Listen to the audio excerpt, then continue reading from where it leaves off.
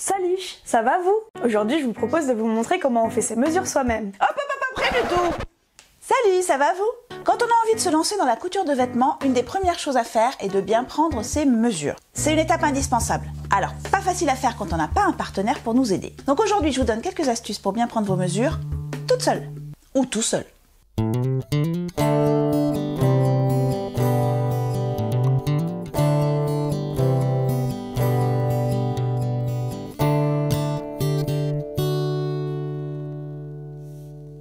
Pour ceux qui ne me connaissent pas, je suis Sophie alias Sewing Sew et je suis couturier tailleur dans la campagne girondine. Et aujourd'hui, je vous présente ma petite assistante. Pour ceux qui ne me connaissent pas, je suis Tiffaine, la fille de Sewing Sew et du barbu.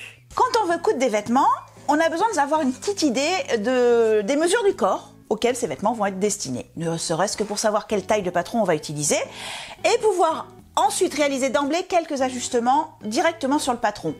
Pour allonger ou dans mon cas, souvent raccourcir les longueurs de jambes ou de manches si c'est des manches longues ou de jupes ou de robes. Donc aujourd'hui, on ne va pas prendre ensemble toutes les mesures corporelles nécessaires à la confection d'un patron, mais plutôt se concentrer sur les mesures qui vont nous permettre de choisir la taille d'un patron, voire de prédire le cocktail de taille qui sera le mieux adapté à votre morphologie. Au fait, est-ce que vous savez que les tailles mentionnées sur les patrons ne correspondent généralement pas aux tailles du commerce? Selon les marques, il faudra prendre une taille de 1 à 3 crans au-dessus. Moi par exemple, je fais un 42 dans les tailles de magasin en général. Souvent je dois prendre un 46 en taille de patron, mais parfois j'ai eu la surprise de voir que le 40 était trop grand, selon les marques. Bref, ne vous fiez pas à la taille annoncée, mais comparez plutôt vos mensurations à celles du tableau de taille proposé par le créateur du patron. Si vous réalisez un vêtement pour quelqu'un d'autre, vous allez sans doute pouvoir prendre les mesures sur la personne. Si le vêtement est pour vous, l'aide d'un partenaire sera évidemment le bienvenu. Mais on peut également prendre ces mesures tout seul en suivant quelques astuces pour avoir quelque chose de correct. Et je vais vous montrer donc ces astuces, enfin non, ma partenaire Tiffaine va vous montrer ces astuces au fur et à mesure.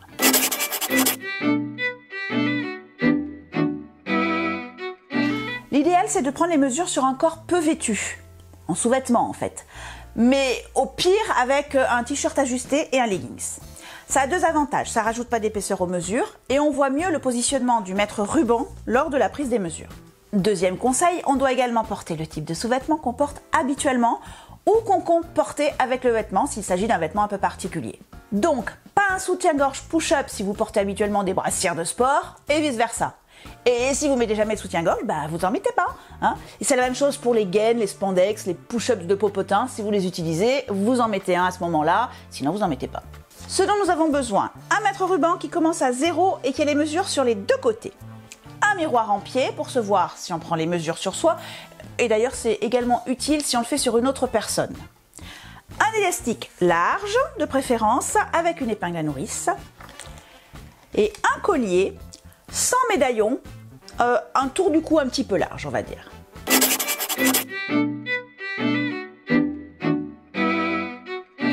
Voici mon mini-moi. Certains d'entre vous le connaissent déjà, mais si c'est notre première rencontre, sachez qu'il s'agit d'une reproduction de mon corps avec mes mensurations à 50%. Je possède exactement le même en version taille normale.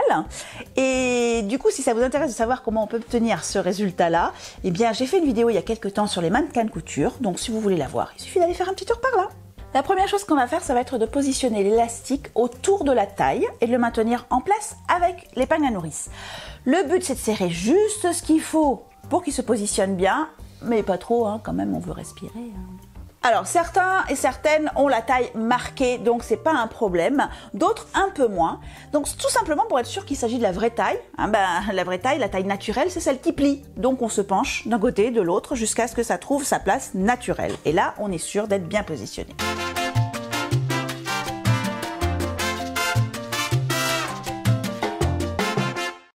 Et du coup, on a l'endroit exact pour poser son mètre ruban et prendre sa première mesure, le tour de taille. Et bien sûr, c'est pas le moment de rentrer le ventre pour avoir la plus petite mesure possible. On veut des vêtements dans lesquels on peut vivre portable, on peut manger dans ces vêtements, on peut respirer dans ces vêtements et on peut bouger dans ces vêtements. Donc on ne prend pas des mesures les plus petites possibles. Maintenant, le tour de poitrine. Donc, on va chercher la mesure la plus large du buste et on va la prendre par parallèlement au sol. Donc on se positionne, en général, c'est au niveau de la pointe du sein. En couture, on appelle cette partie-là les saillants. On veut être vraiment bien parallèle au sol. Alors là, je vois pas bien, justement parce que je n'ai pas de miroir. Mais quand vous prenez sur vous-même, il vous faut absolument le miroir pour voir si vous êtes parallèle au sol. Une autre mesure à prendre, puisqu'on est au niveau de la poitrine, ça va être la mesure de dessus de poitrine. Je le dis bien, de dessus de poitrine. Alors, c'est pas évident à vous montrer sur mon mini-moi parce que il est très raide. Mais donc, c'est au-dessus de la poitrine, vraiment sous l'aisselle. Cette mesure-là, elle va nous donner une indication sur notre bonnet de soutien-gorge. Il faut savoir que les patrons de couture industriels, enfin les patrons de couture en général, correspondent à des bonnets B ou C. Donc si vous avez un bonnet A ou un bonnet D, E, etc., eh ben, vous allez avoir des ajustements à faire au niveau de la poitrine. Donc pour savoir quelle mesure prendre pour nos ajustements, il faut connaître le tour de poitrine et le tour de dessus de poitrine. Et j'ai bien dit le dessus de poitrine, pas le dessous de poitrine. En lingerie, c'est le dessous de poitrine et la profondeur qui va nous donner le bonnet dont on a besoin. En vêtements, pour pouvoir savoir comment faire un ajustement ensuite, c'est le dessus de poitrine qui est important.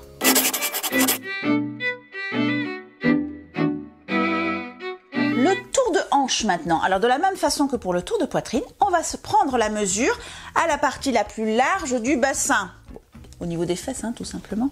Donc on va prendre pareil, bien parallèle au sol, à la partie la plus large du bassin.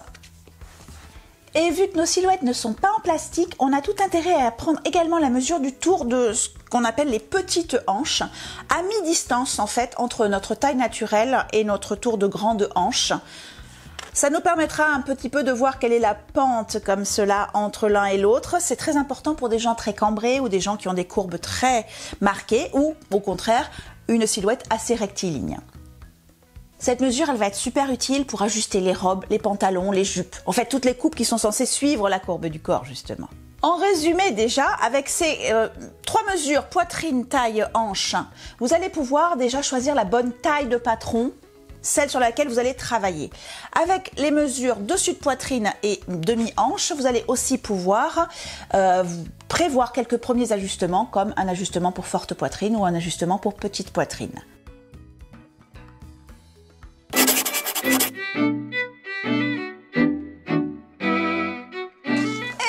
On va pouvoir prendre quelques mesures supplémentaires qu'on va comparer avec le patron afin de voir si on doit allonger ou raccourcir certaines pièces et à quel endroit.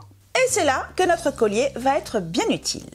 Le collier va se placer naturellement à la base de notre cou, donc on va pouvoir s'en servir pour avoir des débuts et des fins de mesure.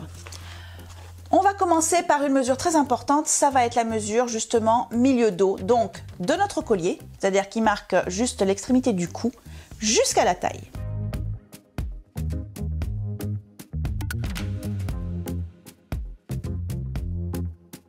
Et pour compléter cette mesure-là, on va pouvoir prendre depuis le côté de notre collier jusqu'à la taille en passant par les saillants. Ça nous permet de voir s'il va falloir faire des ajustements de longueur sur cette première partie du patron. Et il y a aussi 2 autres longueurs qui vont être importantes pour avoir des patrons bien ajustés à notre morphologie. Ça va être notre longueur d'épaule et ensuite notre longueur de bras. Alors là, pour le coup, j'ai pas de bras. Première chose, il va falloir trouver où est l'endroit là où on a ce qu'on appelle l'épaule et où commence le bras, enfin par rapport à notre patron. Pour cela, on va lever le bras et on va chercher l'endroit où ça plie. Donc, je cherche mon point d'épaule. Tu cherches ton point d'épaule, voilà l'endroit où tu voudrais l'articulation. L'articulation, c'est là. Et ensuite, à l'œil, donc tu peux rebaisser ton bras, et à l'œil, tu te dis, est-ce que c'est là que je voudrais que mon t-shirt arrive? Non, je le décale un petit peu. Ouais. C'est là où tu voudrais qu'il arrive. Donc, c'est cet endroit-là qui va être le point de séparation de l'épaule et du bras, on va dire. Okay. Donc, c'est là que tu vas mettre ton 0. Attendez, je m'aide. Voilà, si tu peux. Voilà. Et donc, en allant jusqu'au collier, qui normalement est bien positionné, tu as... alors, un peu plus haut sur la clavicule, plus vers l'arrière. Ah, non. Comme ça? Plus vers l'arrière, dis-moi. Ta main droite, voilà. C'est là où... Et pense à l'ourlet d'un t-shirt, quoi. Où est-ce qu'il serait? D'accord. Tu vois? Voilà.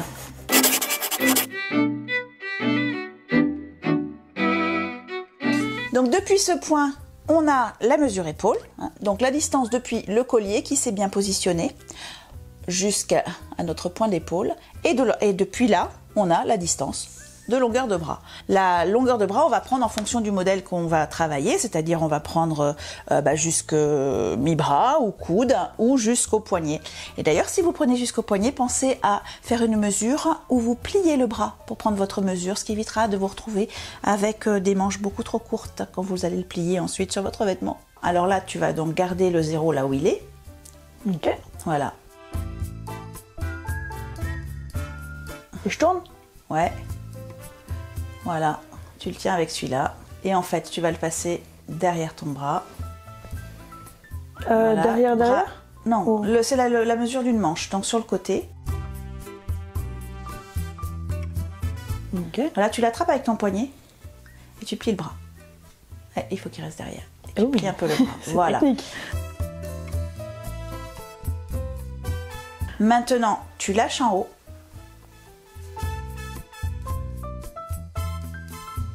Non. Et tu regardes où est-ce que ça arrive à ton poignet. Pas facile.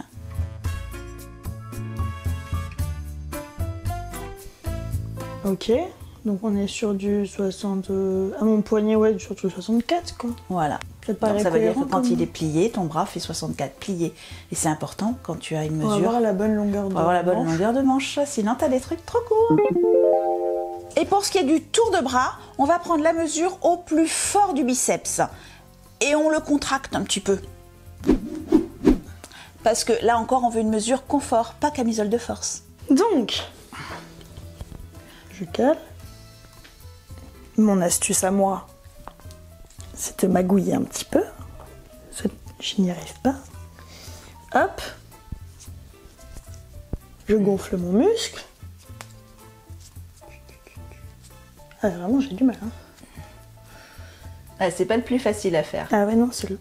Il existe des maîtres qui ont des petits anneaux. On n'a plus qu'à glisser, mais je n'en ai pas. Ok. Et on est sur du 28, parce que j'ai des gros biscottos.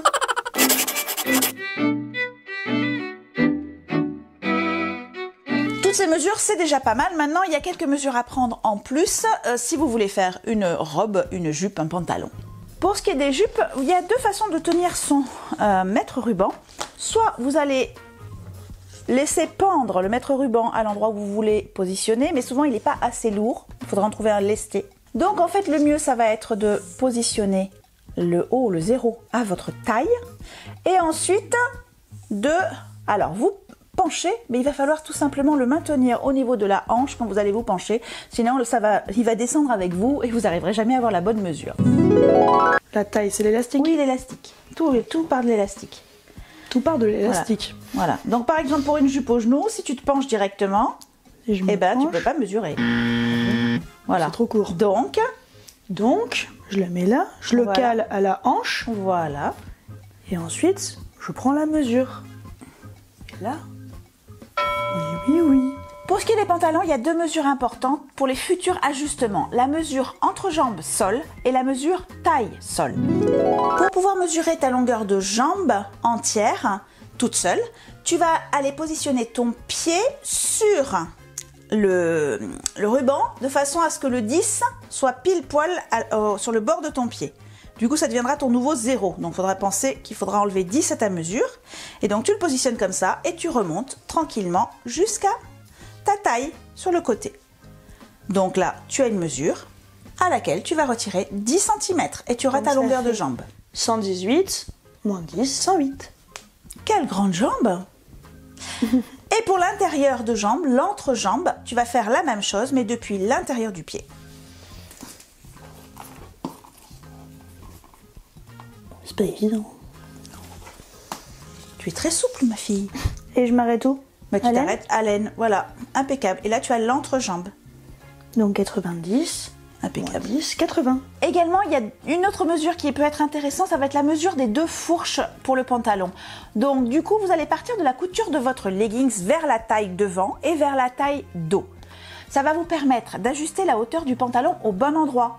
Parfois, il s'agira de raccourcir ou d'allonger les jambes du pantalon, mais parfois, il s'agira d'allonger ou de raccourcir au niveau de la fourche, donc entre la pliure des hanches et la taille. pour éviter un effet sarouel ou pire un effet un peu trop remonté.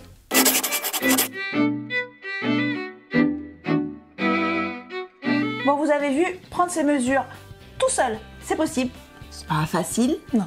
mais c'est possible. C'est sûr que si vous avez quelqu'un pour le faire avec vous, ce sera toujours plus facile et plus fiable. Je vous proposerai bientôt une deuxième vidéo complémentaire de celle-ci où on verra comment justement, à partir de nos mesures, choisir le bon patron, choisir entre plusieurs tailles, voire passer d'une taille à l'autre selon les endroits du corps, et comment faire les tout premiers ajustements les plus simples, c'est-à-dire rallonger ou raccourcir en fonction de notre morphologie. Je te remercie d'être venu avec moi pour faire cette vidéo. Je vous remercie d'être resté avec nous jusqu'à la fin de la vidéo et de nous mettre un petit pouce bleu si vous avez trouvé ça intéressant. N'oubliez pas de vous abonner et d'activer la cloche des notifications pour ne louper aucune nouvelle vidéo. Et sur ce, qu'est-ce qu'on dit? À bientôt! Grande jambe, Tiphaine. Grande jambe, Tiphaine. Et oui, jambe de mannequin, Tiphaine. Alors, tu vas poser le maître au sol. Au sol? Oui. Écoute, c'est ce qu'on vient de me dire. Ouais, Et ensuite, mais alors... tu vas faire du flutio pour que comme un serpent, il remonte. Tout ça.